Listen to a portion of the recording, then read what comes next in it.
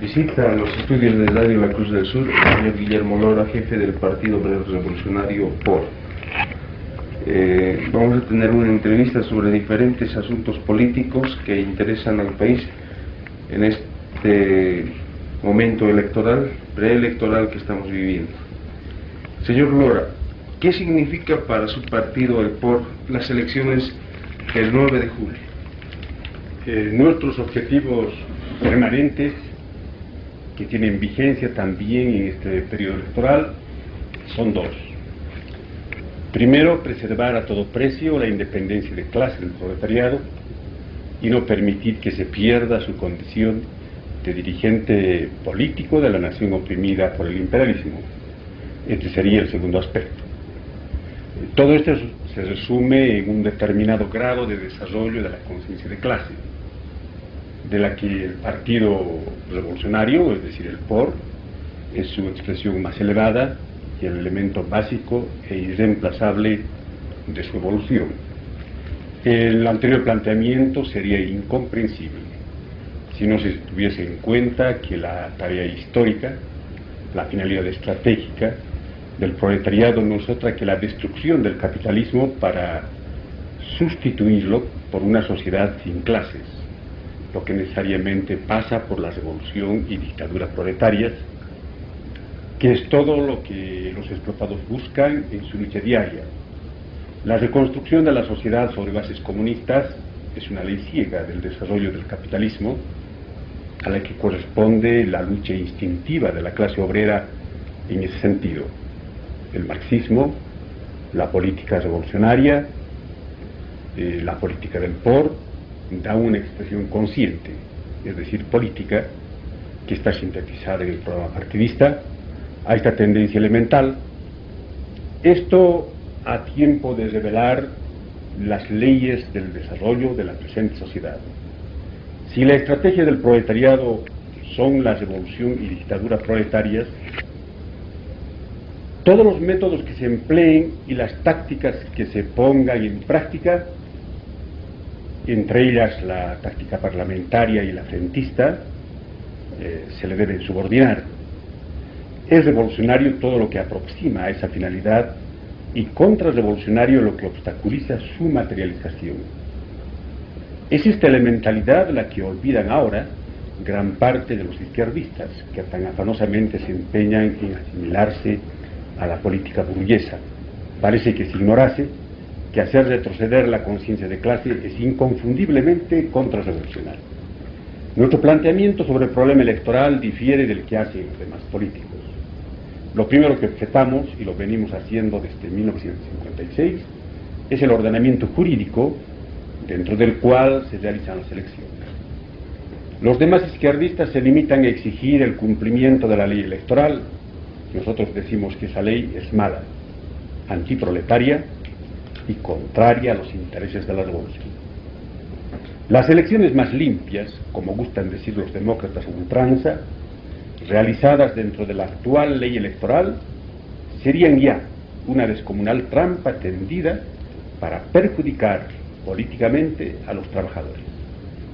La ley electoral fue ideada por el MNR como instrumento que le permitiese perpetuarse en el poder y le permitiese acallar a la oposición proletaria. No debe olvidarse que esa ley nace cuando el nacionalismo de contenido burgués comienza su franca marcha hacia las posiciones proimperialistas y cuando los trabajadores, particularmente los mineros, acentúan su diferenciación política con el gobierno movimentista y se encaminan a sobrepasarlo políticamente. Ese instrumento jurídico en manos de los regímenes militares antiobreros ha servido y sirve para legalizar la dictadura entreguista y antipopular. La ficción jurídica de un voto para cada ciudadano se transforma en una artimaña contrarrevolucionaria, pues permite que la conciencia y la voluntad de la minoría proletaria se disuelva y desaparezca en medio del vasto mar de electores. Las más grandes concentraciones obreras, que son las mineras, se encuentran rodeadas por multitudinarias comunidades campesinas, de manera que electoralmente quedan totalmente anuladas. En términos políticos, se puede decir que la ley electoral otorga preeminencia al campesinado, no en vano la mayoría demográfica, preeminencia sobre la clase obrera, pero esto no es más que una apariencia. Partiendo de tal fundamentación, planteamos una radical modificación de la ley electoral, de manera que la minoría proletaria pueda merecer un trato privilegiado en materia electoral, a fin de que frente a las ánforas pueda expresarse adecuadamente y no pierda su condición de dirección política del proceso revolucionario. La demanda no es democrática, ciertamente, pero está justificada por la peculiar mecánica de clases que impera en el país. El voto privilegiado quiere decir que el voto de un obrero debe tener mayor peso que el voto emitido por los ciudadanos de las otras clases sociales. En la práctica esto puede materializarse declarando distritos electorales a las minas y a los barrios obreros de la ciudad. Algunos han copiado la consigna, pero pretenden imponerla fraudulentamente, ocultando el verdadero significado de ella. No. Lo que buscamos con nuestra prédica es consolidar la conciencia de clase del proletariado. Por eso nos interesa subrayar que se trata, precisamente, de un voto privilegiado, de una demanda no democrática. Queremos que los explotados tengan plena conciencia de su rol dirigente en el proceso de transformación. La clase dominante lo que quiere con la ley electoral es manipular a la mayoría campesina, suplantar su voluntad en su propio beneficio y de ninguna manera establecer una sociedad campesina como pensarían algunos ingenuos. Se insinúa que el voto universal, implantado por el MNR, importa la ciudadanía universal, pero esto no es así. Y aquí radica el secreto del manipuleo con los hombres del agro. Los campesinos solo tienen derecho de elegir a los candidatos que desde la ciudad les envía la clase dominante.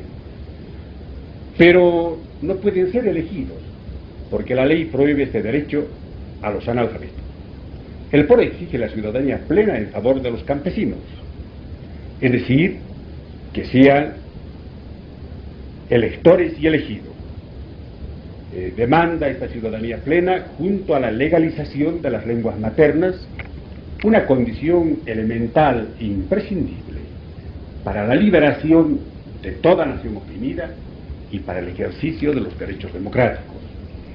Lo que es ya una descomunal trampa, pese a todas las formalidades democráticas que se puedan observar en el proceso electoral, se ve tremendamente agravado cuando la actual dictadura usa y abusa de la ley electoral para colocarse una máscara legal, para imponer al país el continuismo de un régimen típicamente antiobrero, antipopular, entreguista y pinochetista. Es resumen, al fascismo se le quiere poner una máscara democratizada. Por eso hay tanto empeño por marginar del proceso electoral a las masas explotadas. En la práctica se les priva del elemental derecho de expresarse libremente, de expresar con amplitud sus ideas. Las garantías democráticas apenas se alcanzan hasta los núcleos de la oposición burguesa, inclusive en este caso muy recortadas. Estas no llegan hasta el grueso de los explotados. El descomunal aparato estatal ha sido movilizado para montar un enorme fraude electoral que pueda asegurar la victoria del impopular candidato oficial. Es esto lo que denunciamos de manera enérgica y convocamos a todos a decir no al fraude electoralmente montado por los gobiernos. El revolucionario que considera que en determinadas condiciones políticas es posible utilizar el método parlamentario está obligado a comenzar declarando que la papeleta de voto no le llevará a su liberación, menos a conquistar el poder, que estas finalidades pasan ineludiblemente por el camino de la insurrección. Debe establecerse con toda claridad que se utiliza el método parlamentario siendo antiparlamentario, se va a las elecciones no para volverse demócrata, lo que equivaldría a pasarse a la trinchera burguesa, sino para acabar precisamente con el parlamentarismo, para evitar toda contaminación de cretinismo parlamentario en las masas. Esto porque la campaña y la actividad electorales pueden aproximarnos a la conquista del poder. En el periodo electoral tiene que decirse todo esto, sin atenuantes de ninguna especie. Lo contrario significaría capitular ante el democratismo burgués. La única táctica permitida en un periodo como en el que vivimos es el de estructurar la unidad de la nación oprimida, los campesinos, los obreros, los sectores mayoritarios de la clase media, bajo la dirección política del proletariado. Lo que importa es que se mueva dentro de la estrategia de este. El PRO ha querido efectivizar esto con sus empeños de poner en pie y fortalecer al Frente Revolucionario Antiimperialista. Desgraciadamente sus empeños han resultado aislados por la deliberada acción de las direcciones de las diversas tendencias de la izquierda que se han esmerado por identificarse con la oposición burguesa democratizante. El FRA pretende ser la expresión de la conciencia e independencia de clase. Por otro lado, está llamado a convertirse en el escenario que pueda permitir que el proletariado efectivice su condición de dirección política de las masas. El FRA es una táctica y de ninguna manera un paso estratégico. Si el FRA hubiese logrado fortalecerse debidamente, si hubieran quedado fijadas con nitidez las líneas matrices de la política revolucionaria, si el proletariado no hubiese corrido el riesgo de diluirse en los frentes burgueses, es claro que podía haberse adoptado el apoyo, mediante la emisión del voto, de determinado candidato que tuviese mejores posibilidades de contener los planes gorilas. Esto no ha sucedido, y toda maniobra con el voto lleva implícito el riesgo de comprometer la independencia clasista, mucho más si la izquierda se mueve bajo la poderosa presión de la burguesía. Los obreros y los revolucionarios tienen que actuar dentro de una realidad concreta, la existencia de dos frentes que se autoproclaman izquierda. La UDP, dirigida por Siles, un movimentista de derecha, como lo ha demostrado desde el poder, es burgués por su programa y también por contar entre sus activistas, amiristas y pesistas que se esfuerzan por poner de relieve los contornos burgueses de su línea política. Sí, la síntesis de todas las palabras, sí.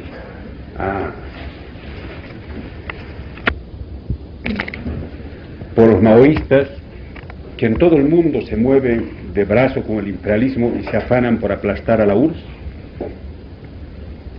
y que han llegado al extremo de apuntalar al carnicero Pinochet, es indiscutiblemente pro-burgués, pues fue organizado para hacer posible el ingreso de toda esta gente en el seno del Frente Burgués de Siles, y luego agotó todos los recursos posibles para materializar su objetivo.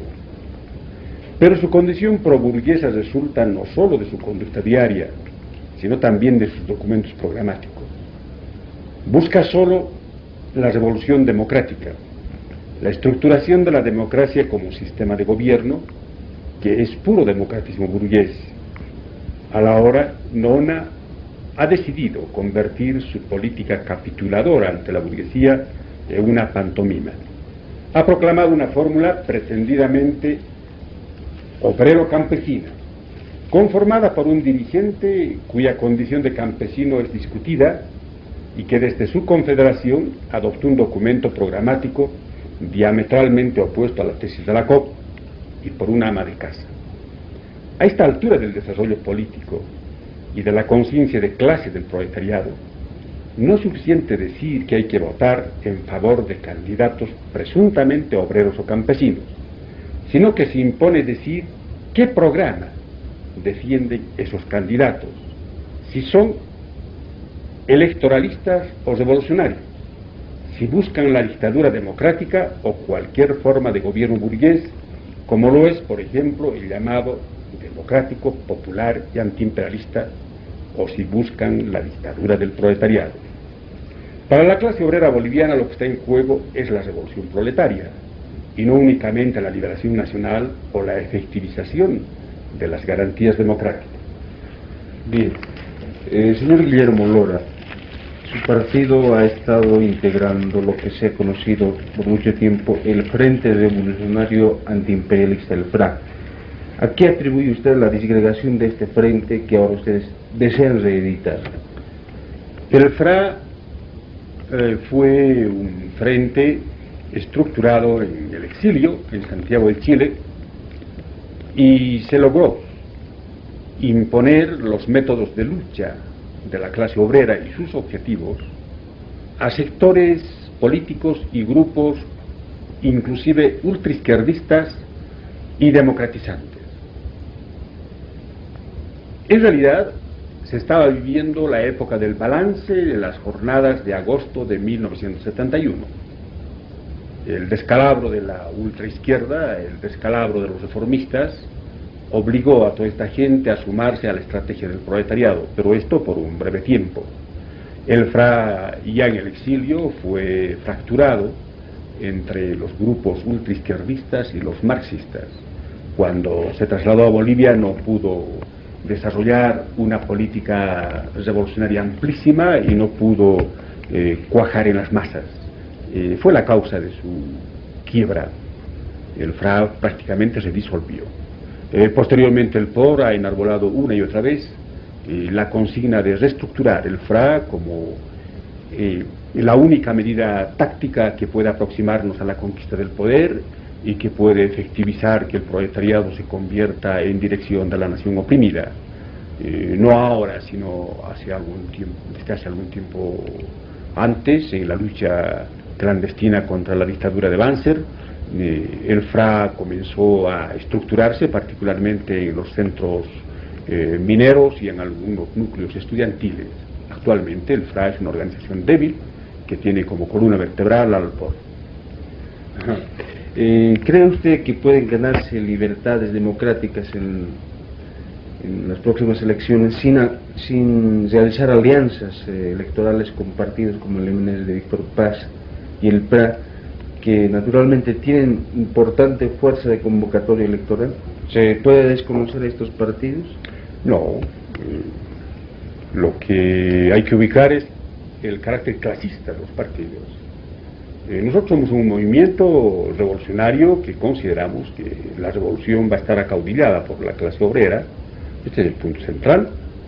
Todo lo que tienda a desvirtuar esta tesis indudablemente es contraria a los postulados del POR. El MNR puede tener mucha audiencia ocasional, puede tener muchos votos, pero es la expresión del nacionalismo pequeño burgués que ha periclitado históricamente. El MNR ha caducado como fuerza política, como dirección de las masas, lo que no supone que en determinado momento pueda agrupar a determinada cantidad de gente. Pueden darse muchos frentes en el campo electoral. El proletariado y su partido pueden pactar con tal o cual tendencia política, pero esto no es lo definitivo. Lo definitivo es si esos pactos contribuyen o no a afianzar la conciencia de clase del proletariado. Si nosotros... Otra variante. El POR, a la cabeza de un frente de masas, podría dar su voto por un candidato obrero y campesino, aunque fuese muy dudosa la condición de estos candidatos. Pero para eso antes habría que delimitar estrictamente los contornos ideológicos y políticos de este frente obrero, o mejor, de este frente de masas dirigido por el movimiento obrero. Bien, yo quisiera entrar a un aspecto que naturalmente va a ayudar a reflejar lo que estamos viendo actualmente. ¿Qué ocasionó a su parecer la caída del régimen del general Juan José Torres y el fracaso de la Asamblea Popular? El hecho no es tan complicado. En realidad la Asamblea Popular fue una creación de las masas como órgano de poder y fue el instrumento que estructuraron los explotados en su marcha hacia la conquista del poder. Sin embargo, por su breve duración, la Asamblea Popular en realidad solo tuvo un periodo de sesiones, no logró dos hechos indispensables para hacer viable esta conquista del poder político: aglutinar en su seno al grueso de las masas campesinas, pues solo ingresaron a él un pequeño grupo llamado Independiente, pero el grueso de los campesinos recién comenzaba a girar alrededor de la Asamblea. Y en segundo lugar, la Asamblea ni las masas al movilizarse lograron anular la capacidad de fuego del ejército, no lograron escindirlo, no lograron ganar a las capas más vastas de las Fuerzas Armadas hacia sus posiciones. En esas condiciones era imposible la conquista del poder. Y en realidad el proceso revolucionario estaba dando sus pasos más firmes, pero no los definitivos. Aún faltaba colocar a todo el país ante la necesidad de conquistar el poder. En ese momento sí, el ejército se hubiese fraccionado.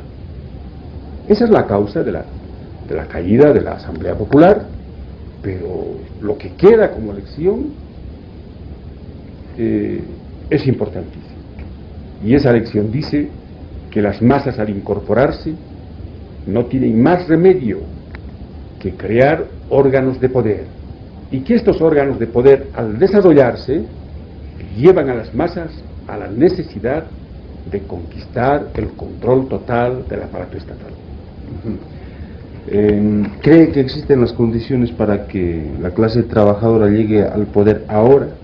¿Cómo podría darse esto si no pensamos en frustraciones como la del año 1964 o las guerrillas del Che Guevara o el experimento de 1971? No, ahora la clase obrera no puede llegar al poder.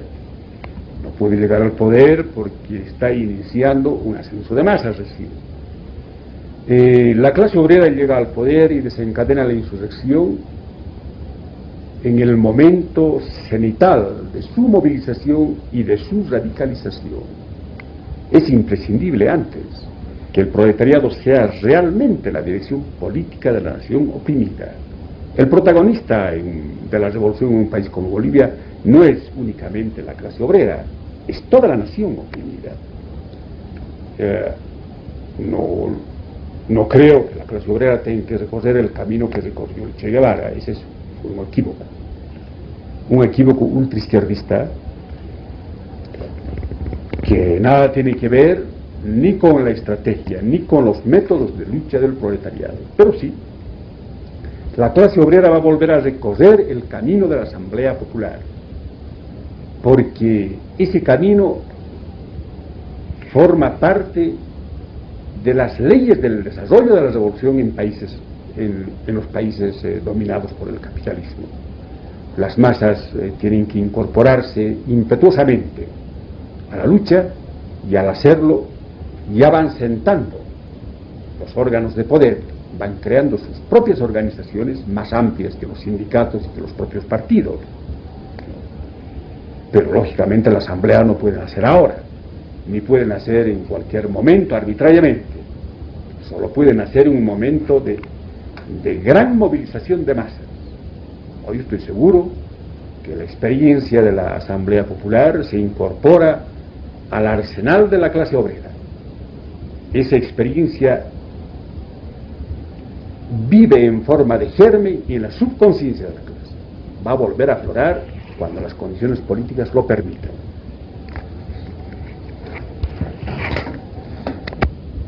PES, no siendo un partido izquierdista, condujo una de las revoluciones más grandes de América Latina. El POR y otros grupos con más de 40 años de oportunidades propicias o adversas muestran como el resultado más visible de su trayectoria su división en más de 5 fracciones. ¿Cómo explica este fenómeno ante el pueblo? El MNR fue una expresión de izquierda de la pequeña burguesía. Las masas lograron aplastar al ejército o expulsar a la rosca del poder, y al no contar no solo con una vanguardia revolucionaria, sino con la suficiente madurez política, entregaron este poder al partido de la pequeña burguesía. En el poder el MNR ha cumplido todo el ciclo que corresponde a la burguesía nacional o a su sucedánea pequeña burguesa en los países atrasados. Ha comenzado como rabiosamente antiimperialista y ha acabado postrado de hinojos ante la metrópoli. El MNR muestra su fisonomía completa cuando Víctor Paz Estenssoro se convierte en el aliado del gorila Banzer. El MNR no es cierto que hubiese realizado una trascendental revolución. El MNR lo que ha hecho es tomar las consignas del movimiento obrero boliviano, ha vaciado su contenido revolucionario y le ha llenado con un contenido contrarrevolucionario. La reforma agraria, la medida más atrevida del régimen, no ha sido sino un intento de contener a las masas campesinas en su marcha hacia la conquista total de la tierra. La nacionalización de las minas impuesta por los trabajadores y por todo el país, bien pronto ha acabado siendo controlada por el propio imperialismo norteamericano. El voto universal no es más que una impostura. La reforma educacional en realidad está muy por debajo de la propia experiencia de los liberales. Lo que debe decirse es que el MNR pudo colocarse por una serie de circunstancias políticas en el poder cuando las fuerzas productivas en Bolivia, como parte integrante de las fuerzas productivas en escala mundial, comenzaron a destrozar las relaciones de producción imperantes y sintetizadas en gran medida en la forma de propiedad precapitalista y en la opresión imperialista. El POR considera que puede llegar al poder solo a la cabeza de las masas, no a través de un golpe de Estado ni en una alianza con la clase dominante. Las masas del año 52 no maduraron para tomar ellas mismas el poder. En esa medida resultó imposible, inviable, la tesis de la toma del poder por parte del POR el año 52. Por esta circunstancia, las masas bolivianas han tenido que vivir la experiencia dolorosa de los gobiernos del MNR. Durante este periodo, el POR no podía soñar con alcanzar el poder, sino con ayudar a la clase obrera a vivir en tiempo muy breve la experiencia movimentista, la experiencia nacionalista, y eso es lo que ha hecho el POR. Yo creo que el POR tiene asegurada su victoria en el futuro. En Bolivia no existe en el campo de la revolución más línea revolucionaria que la dada por los trotskistas, confirmada por la historia y hecha carne en el movimiento obrero. Esa es la gran labor realizada por este movimiento. Evidentemente, el POR tiene unos 4 decenios de existencia. En sí esto no explica mucho, porque el POR, por una serie de circunstancias, tuvo que llevar una vida larvaria prácticamente hasta 1946. Las divisiones del POR son un fenómeno corriente. El POR es un partido que vive en medio de la lucha de clases y así soporta la presión no solo del proletariado, sino también de la burguesía y de la pequeña burguesía. Estas presiones se traducen en el campo interno de un partido en diferentes tendencias que buscan la modificación del programa. En la medida en que se manifiestan las divergencias programáticas, debe producirse decisión. Es saludable. No es cierto que un partido se construya simplemente amontonando números. Un partido se construye elaborando un programa. Y en la elaboración del programa, las decisiones a veces son fenómenos inevitables y necesarios.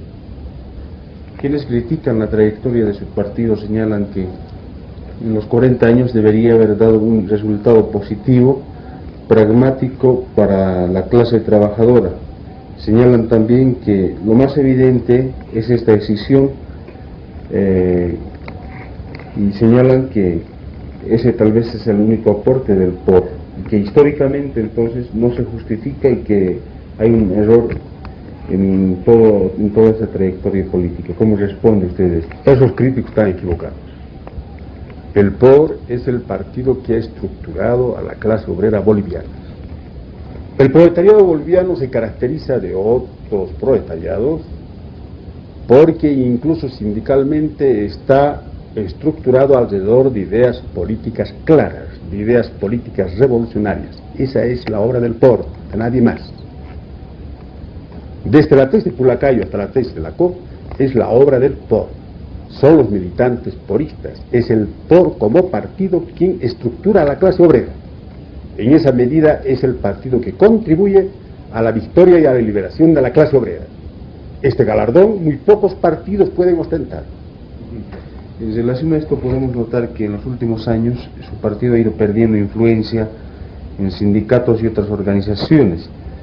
Algunos, o quizá muchos, piensan que en esto más bien ha influido en una oposición muy ultimista, así le ha llamado un sector de su partido, frente a diversas situaciones importantes. ¿Qué piensa usted de esto? No creo que haya perdido influencia.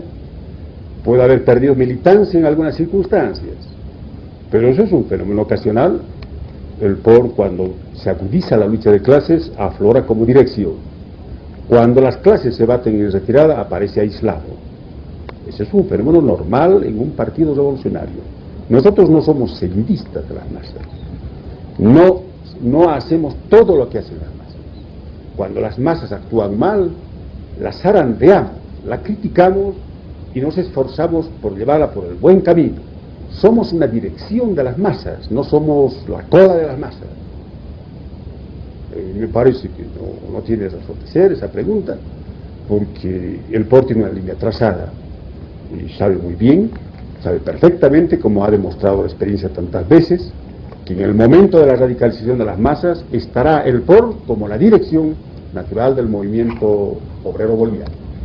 Bueno, tomando sus propias palabras, en sentido de que en este proceso se está dando una radicalización, un ascenso de masas, ¿cómo se explica que el POR haya perdido las elecciones del siglo XX y dirigentes en el último Congreso de Mineros? No hemos intervenido en la elección del siglo XX. No hemos intervenido por una razón básica.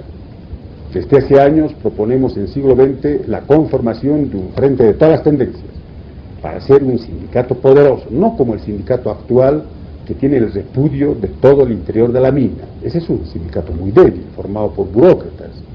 Nosotros no queremos eso, queremos un sindicato poderoso de masas. Cuando no se pudo hacer el frente, cuando las tendencias se negaron a hacer el frente, nosotros retiramos nuestra lista. El FRA no intervino en las elecciones del siglo XX.